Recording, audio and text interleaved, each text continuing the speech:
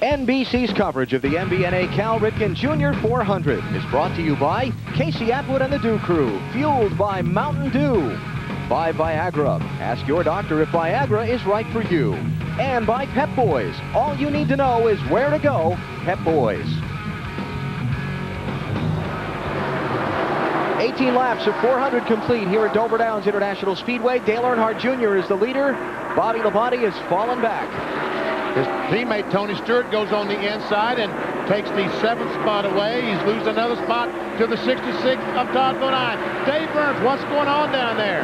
Well, according to Bobby Labonte's crew, he just got loose coming off of 2. In fact, he radioed into his crew that everything is fine. Oh, now he's in trouble, Dave. Bill Elliott got loose under him, hit Bobby, and Bobby's in the wall. Caution's out. Where's Gordon? He got through it. Clean as a whistle. Looked like Bill just lost a little bit there. BP got a little bit sideways in 1 and 2. Bobby was in the wrong place at the wrong time. Oh, boy. 20 laps in. Labonte's got a very messed up race car. It will take a lot of work just to get this car back on the racetrack to make laps. Bobby had picked his way back up to 6th in the championship standings. He was just 35 points from Sterling Marlin and 23 ahead of Dale Earnhardt Jr. So that's going to cost him. Let's mention that Kyle Petty has gone to the garage earlier, and let's check out what happened to Bobby. There we see the 9 car of Elliott. We see that big wiggle. He has to go up the hill to make contact. The body slam against the 18, and both cars almost like synchronized swimming. Although this is not an Olympic event here, folks. And there we see Jeff Gordon going right between the 2 cars. Oh, look at the page. Gold car. Almost looked like Bill could have saved that, but when he got into the 18, he would okay, and then contact there really broke him loose because they got up together up in the marbles there. Boy, Bobby was in the wrong spot. Just at that. And he took the worst of it, I believe. Although Bill's got some damage on the right rear and the right front. Boy, Bobby caught back, and then just the car whipped around and caught the right front. Yeah.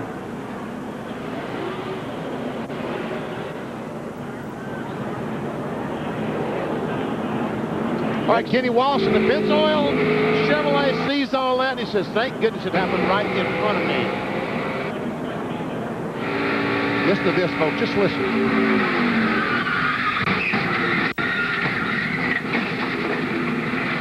Doesn't that hurt just hearing it? Ouch. Just hearing it hurts, folks.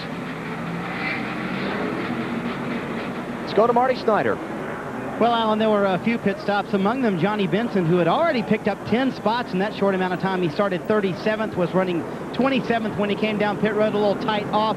They took 1 pound out of both left side tires, which should loosen him up just a little bit, but they made tremendous progress in that first run for Johnny Benson. Today, Burns. And Marty, this is the biggest piece of body work that came off of Bill Elliott's car. It's the rear bumper cover. They got to the good stuff, too, that needed to come away, the fenders and everything, to try to repair it for Bill. They think that the radiator's okay, which is good news, but that car is really banged up. And Dave, Kyle Petty has brought his Sprint Dodge back to the garage. Kyle, report your car leaking fluid. Is it terminal? Yeah. I hope it's terminal. If it wouldn't run any better than that, it should be terminal anyhow. But it broke. I don't know. What we run? 10 laps? So that's good. We got 10 laps in today. But, you know, it's pretty frustrating because you had a pretty good car that would drive good and run good. And, you know, it seems like we've hit and miss this year. We've been pretty good with the car. We've missed it with the motor. And now we were pretty good. When we've been pretty good with the engine, we've missed it with the cars. So we'll get on it eventually. The last time a Dodge won here at Dover, his father, the King Richard Petty, took it to Victory Lane, Bill, back in 1975.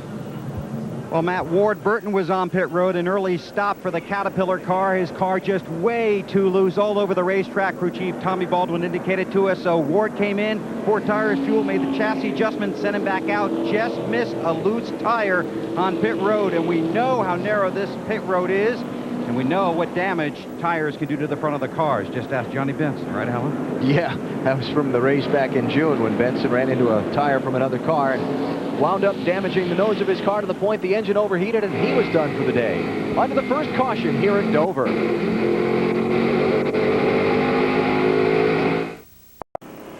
At the Dover Downs International Speedway, NASCAR on NBC, bringing you the MBNA Cal Ripken Jr. 400. And we're under the first caution of the race. Came out at lap 21 when Bill Elliott and Bobby Labonte crashed in turn number 2. That's our leader, Dale Earnhardt Jr. as he weaves his car back and forth, trying to keep those tires clean. Here's Jeff Gordon, our points leader, as he drives through the 2 spinning cars. Cars on the inside, cars on the outside, and the C's party for him. Here we go. This is what it looks like from Jeff's car. Backs off the throttle through a hole. Actually, he was lucky at a big hole there. Keep going, go, go, go. You're good, you're clear. Not too much smoke either. Sometimes you get a lot of smoke back there. But we talked about for Gordon starting back in 23rd that it was going to be anxious while he worked his way to the front. There's one incident that he was able to dodge. Bobby Labonte in the garage area. Let's go to Matt Yoakum. And Alan, shades of 1997, Bobby. You weren't in the lead, but nonetheless, you're back here in the garage early. Yeah, it's a shame. Car was a little loose at the beginning, but, you know, we had plenty of adjustments to make it better, and, you know, just wasn't meant to be today. How bad's the car hurt? Pretty bad. You know, just it's a bad place to be over there, in the wrong place, the wrong time. Just hurt pretty bad. We'll probably get it fixed, but it's going to take a while. And he certainly is going to take a hit in the points. He entered 6th in Dover with only a 23-point lead over Dale Earnhardt Jr., Dave. And Matt, Bill Elliott reported to his crew that the steering was okay on the 9. They haven't lost any fluid from the radiator, and so basically they were going to bang out the fenders and cut some up and send them back out. But the problem was they lost laps because they couldn't get the hood pinned down. The hood pins have to be in before they head back onto the track, and the hood was misaligned with the pins that come out of the frame, and so they lost at least 2 laps because they couldn't get the hood back down, and the NASCAR officials wouldn't let them go. Green flag.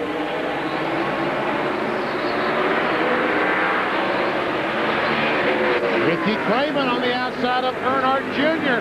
trying to take the lead away, and Hornaday on the outside of Rudd.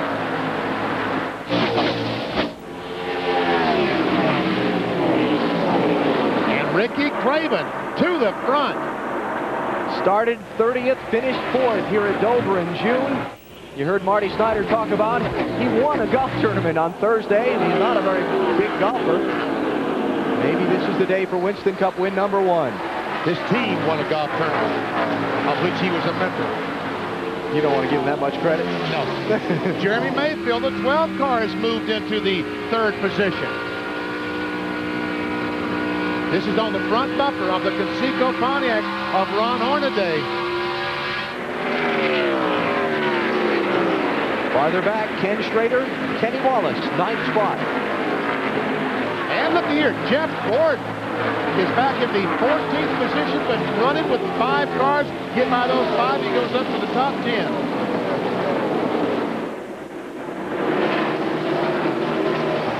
Kevin Harvick up the banking.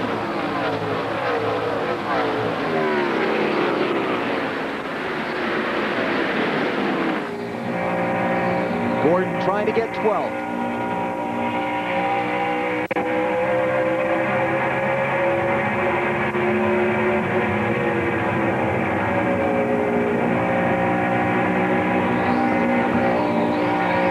There we see that Jeff Gordon right now is almost 5 seconds behind the leader, Ricky Craven.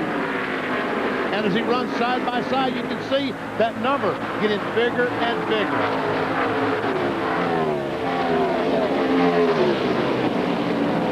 While we're watching Gordon and thinking back to Bobby Labonte's accident, this weekend NASCAR has mounted black box crash reporters.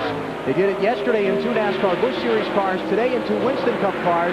Gordon's car is carrying 1, Bobby Labonte's car is carrying 1. It's an experiment to see how they'll fare throughout the 400-mile distance today. Well, they got a test under adverse conditions on Labonte's car. Ricky Craven, the 32 car, the Tide Rod, the leader of the race. He ran so well here in June, almost won. At one point in time, looked like he was going to win his first Winston Cup race. You would have thought they brought exactly the same car back. No, a different car. Brand new car. Brand new car, because they felt like that in June, the car was really good on long runs, but they wanted to make something that was a little bit better in the short runs and would keep it there for a longer time. And so far in the short runs, he is very, very good. Left that low lane open. Junior couldn't take advantage. Craven's team's really been coming around lately. He's led laps in 3 out of the last 5 races. And in June, that's the line that Ricky Craven... Oh! Was there contact there? If there wasn't, it was close. If there was contact, Craven's going to say, okay, Junior, I get the message. Go ahead.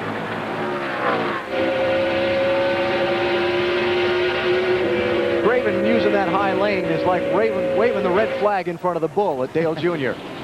And that's the line, that's where Ricky Craven made so much of his time here in June, in that high line. Now he's going to try it on the bottom.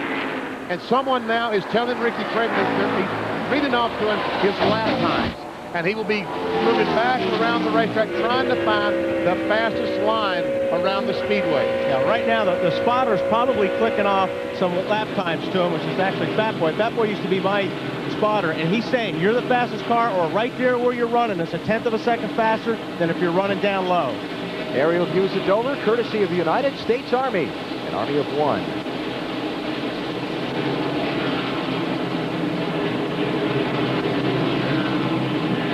Craven and Earnhardt Jr. have opened up a 2-second advantage on third place Jeremy Mayfield. Then you've got Ron Hornaday in 4th and Ricky Rudd in 5th.